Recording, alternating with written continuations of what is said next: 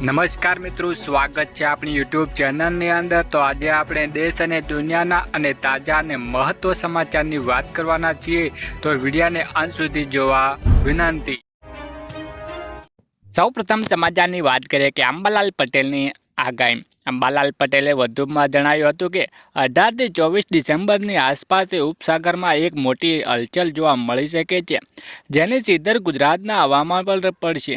આ અસરને કારણે 24 થી 30 ડિસેમ્બર દરમિયાન રાજ્યના વિવિધ ભાગોમાં કમોસમી વરસાદ એટલે કે માવઠું થવાની પ્રબળ સંભાવના રહેલી છે। આ સમયગાળામાં રાજ્યના હવામાન મોટો પલટો આવવાની શક્યતા છે, જેનાથી ઠંડી અને વરસાદ અને બંને વાતાવરણનો અનુભવ થઈ શકે છે। વધુ આગળ વાત કરી કે શું તમને સહાય મળી છે કે તમે લાભ લીધો કે સીએમ ભૂપેન્દ્ર પટેલ।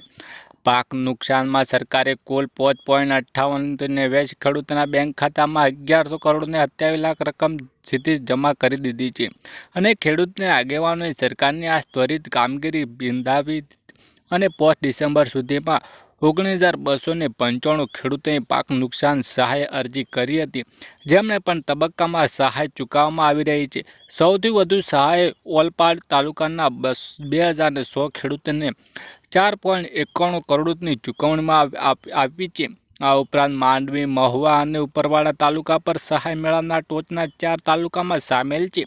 ખેતીવાડી વિભાગ દ્વારા જિલ્લામાં 24,000થી વધુ ખેડૂતોને 51 કરોડથી વધુ નુકસાનનો અંદાજ લગભગ આવ્યો છે। બાકીના અરજદારો પણ આવનારા દિવસોમાં સહાય મળશે। શું તમે પૈસા મળ્યા છે કે હા કે ના, કોમેન્ટ કરીને જણાવજો। વધુ આગળ વાત કરીએ કે નિયમો તોડશો તો જેલ જવું પાક્કું। ભારતમાં માર્ગ સલામતી સુધારવા માટે 2025થી નવા અને કડક ટ્રાફિક દંડ લાગુ કરવામાં આવ્યા છે। ટ્રાફિક લાયસન્સ વિના વાહન ચલાવવા પર 5,000 રૂપિયા અને મોબાઈલ ફોન વાપરવા પર પણ 5,000 રૂપિયા દંડ થશે। જો કે સૌથી ગંભીર નિયમ ભાગ ડ્રિંક એન્ડ ડ્રાઈવ માટે 10,000 રૂપિયાનો દંડ અને જેલની સજા જોગવાઈ છે। હેલ્મેટ વિના વાહન ચલાવનારને 1,000 રૂપિયા દંડ, લાયસન્સ સસ્પેન્શન થશે। વધુ આગળ વાત કરીએ કે રેશન કાર્ડ નવી જાહેરાત। મુખ્યમંત્રી ભૂપેન્દ્ર પટેલના નેતૃત્વ હેઠળ રાજ્ય સરકારે જી સફળ નામની નવી યોજનાઓ જાહેર કરી છે। આ યોજનાનો મુખ્ય ઉદ્દેશ્ય રાજ્યના અંત્યોદય પરિવારની આવક વધારવાને કરીને તેમને આર્થિક રીતે સક્ષમ કરવાનો છે। આ યોજનાના આગામી 5 વર્ષ રાજ્યના 10 જિલ્લાઓના 25 તાલુકાના 50,000 અંત્યોદય અન્ય યોજના એવાય કાર્ડ ધારક પરિવારના લાભ આપશે। આજીવિકા નિર્માણ ભાગરૂપે પરિવારોને આવકમાં સ્ત્રોત ઊભા કરવા માટે 80,000 રૂપિયા સુધીની સહાય આપે છે। વધુ આગળ વાત કરીએ કે મહિલાઓને મળશે 5,000 રૂપિયા સહાય। પ્રધાનમંત્રી માતૃવંદન યોજના હેઠળ સરકાર માતા બનનારી મહિલાઓને નાણાકીય સહાય પૂરી પાડે છે। આ યોજના હેઠળ પહેલીવાર માતા બનનારી મહિલાને કુલ 5,000 રૂપિયા નાણાકીય સહાય પૂરી પાડવામાં આવે છે। જો કોઈ મહિલા બીજી વખત પુત્રીનો જન્મ આપે તો સરકારે વધારાના એટલે કે 6,000 રૂપિયા તમને ઓનલાઈન અરજી કરી શકો છો અને આંગણવાડી કેન્દ્ર અને આરોગ્ય કેન્દ્ર પર ફોર્મ સબમિટ કરી શકો છો। વધુ આગળ વાત કરીએ કે રેશન કાર્ડ નવી જાહેરાત। મુખ્યમંત્રી ભૂપેન્દ્ર પટેલના નેતૃત્વ હેઠળ રાજ્ય સરકારના જી સફળ નામની નવી યોજનાઓ શરૂ કરી છે। આ યોજનાનો મુખ્ય ઉદ્દેશ્ય રાજ્યના અંત્યોદય પરિવારની આવક વધારવા અને તેમને આર્થિક રીતે સક્ષમ કરવાનું આયોજન આગામી 5 વર્ષની રાજ્યના 10 જિલ્લાઓમાં 25 તાલુકાના 50,000 રૂપિયા અંત્યોદય અન્ય યોજના કાર્ડ ધારક પરિવારને લાભ આપશે। આજીવિકા નિર્માણમાં ભાગરૂપે પરિવારને આવક અથવા સ્ત્રોત ઊભા કરવા માટે 80,000 રૂપિયા સુધીનું અનુદાન આપશે। વધુ આગળ વાત કરીએ કે આપના 7 ડિસેમ્બર અમરેલીમાં કિસાન મહોત્સવ યોજાશે। આગામી પાર્ટી 7 ડિસેમ્બર અમરેલીના સિઝન પાર્કમાં ખાતે બપોરે 3 વાગે કિસાન મહાપંચ યોજાશે। ખેડૂતોને ન્યાય અધિકાર માટે આ કાર્યક્રમ પ્રદેશ પ્રમુખ ઈસુદાન ગઢવી, ગોપાલ ઇટાલિયા, ચૈતર વસાવા, હેમંત ખવા, સાગર રબારી સહિત આગેવાનો ઉપસ્થિત રહેશે। આપના સમગ્ર ગુજરાતના ખેડૂત મુદ્દે મહાપંચ યોજી રહી અમરેલી પછી આ શ્રેણીનો ભાગ લેશે। વધુ આગળ વાત કરીએ કે ટોલ સિસ્ટમ અંગે ગડકરીએ મોટો નિર્ણય. નીતિન ગડકરીએ એક મોટો નિર્ણય લેતા હાલની ટોલ સિસ્ટમ નાબૂદ કરી દીધી છે. તેમણે સેટેલાઇટ આધારિત ટોલ વસૂલવાની જાહેર કરી છે. ગડકરીએ કહ્યું કે આ સિસ્ટમ લાગુ કરવામાં પાછળનો ઉદ્દેશ્ય ટોલ વસૂલવા વધારવાનો અને ટોલ પ્લાઝા પર ભીડ ઘટાડવાનો છે. આ પહેલાં ગડકરીએ કહ્યું હતું કે હવે સેટેલાઇટ આધારિત ટોલ કલેક્શન થશે. તમે જેટલી મુસાફરી કરશો તેના પૈસા અપાશે. કર્મચારીને અમલ થશે અંગે કોઈ સ્પષ્ટતા થઈ નથી. વધુ મહત્વની આગળ વાત કરીએ કે વિદ્યાર્થીઓ માટે મોટા સમાચાર. અમારે ભાજપને ભાગ નથી, કોંગ્રેસને કાઢવી નથી અને આપને કોઈ આપ નથી. અમારે રાજકારણ સાથે કંઈ લેવા દેવા નથી. અમારે લેવા દેવા છે ખેડૂતના 3 મુદ્દા. પ્રથમવાર એવું બની રહ્યું છે કે ગુજરાતમાં કૃષિ મંત્રી ખેડૂતની વાત સાંભળીને તૈયાર થયા છે. 9 તારીખે મહાઆંદોલનની જગ્યાએ ગાંધીનગર ખેડૂત આગેવાનો સરકારી મંડળી જશે. જેમાં ખેડૂત આગેવાની જશે. તેમાં દેવ માપ ટેકાના ભાવે 200 મણ મગફળી અને જૂનો પાક વીમો આપવા મુદ્દે ચર્ચા કરવામાં આવશે. અને શું દેવું માફ થવું જોઈએ કે હાને કોમેન્ટ કરીને જણાવજો. વધુ મહત્વની આગળ વાત કરીએ ઘર બાંધવા મળશે 4 લાખ સુધીની સહાય.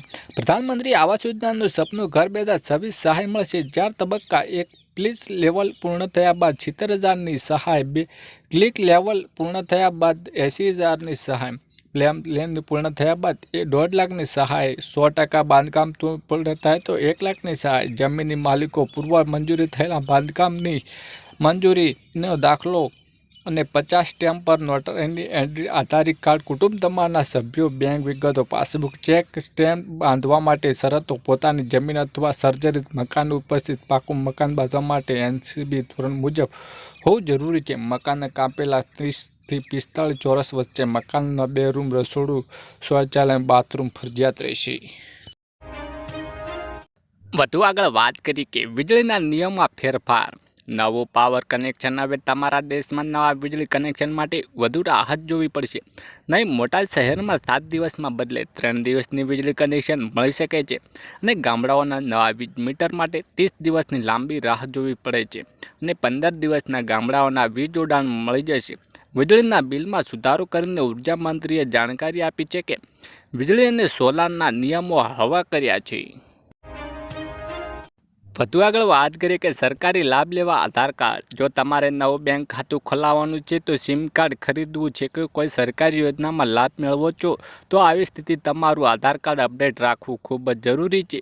જો તમારે આધાર કાર્ડના 10 વર્ષ થઈ ગયા છે તેમ એમાં મોબાઈલ નંબર સરનામું બદલી ગયું હશે તો અપડેટ કરવું જરૂરી રહેશે. એટલે કે આધાર કાર્ડ વહેલી તરીકે અપડેટ કરવામાં સરકારે આદેશ આપ્યો છે. જો તમે આધાર કાર્ડમાં અપડેટ નહીં રાખો તો તમારા બેંક ખાતાના સરકારી યોજનાઓને લાભ મેળવવામાં મુશ્કેલીઓ આવી શકે છે. વધુ મહત્વની આગળ વાત કરીએ ડ્રોન દીદી યોજના. ડ્રોન દીદી યોજના મહિલાઓ માટે સૌથી મોટી યોજનાઓ ડ્રોન દીદી છે. આ યોજના હેઠળ સરકારે આગામી કેટલાક વર્ષોમાં 1261 કરોડ રૂપિયાની ખર્ચીને 15,000 મહિલાઓને સ્વસહાય જૂનો ડ્રોન આપવાનો નિર્ણય કર્યો છે. આ માટે આ મહિલાઓને લગભગ 15 દિવસ સુધી ટ્રેનિંગ આપવામાં આવે છે અને મહિલાઓને ડ્રોન ખરીદવા માટે તેની કિંમત 80% અથવા વધુ 8 લાખ રૂપિયા આપવામાં આવે છે અને દર મહિને 15,000 રૂપિયાની સહાય પણ મળે છે.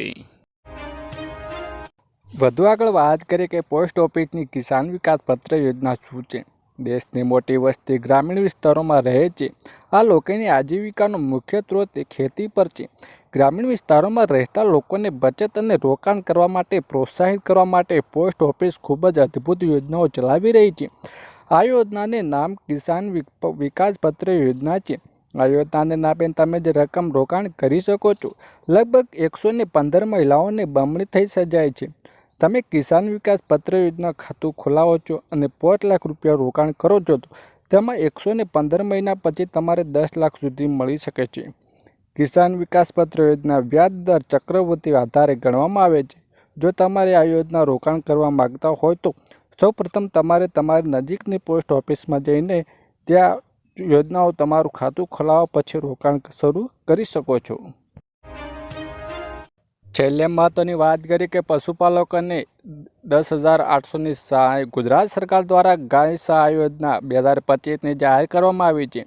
આ યોજના હેઠળ દરેક ગાય માટે 900 રૂપિયાની નાણાકીય સહાય આપવામાં આવે છે જે વાર્ષિક 10,800 થાય છે. આ સહાય ગાયના સંભાળ ખર્ચ મદદ કરવા માટે જ રચાયેલી છે. આ યોજનાના લાભ લેવા માટે ખેડૂતને ગુજરાત રાજ્ય કાયમી રહેવાસી હોવા જોઈએ, તેમની પોતાની જમીન જોઈએ અથવા ભાડાની જમીન પણ ખેતી કરતા હોવા જોઈએ. જ્યારે આ યોજના હેઠળ દરેક ખેડૂતોને વધુમાં વધુ 4 ગાયો માટે સહાય મળી શકે છે. Yeah.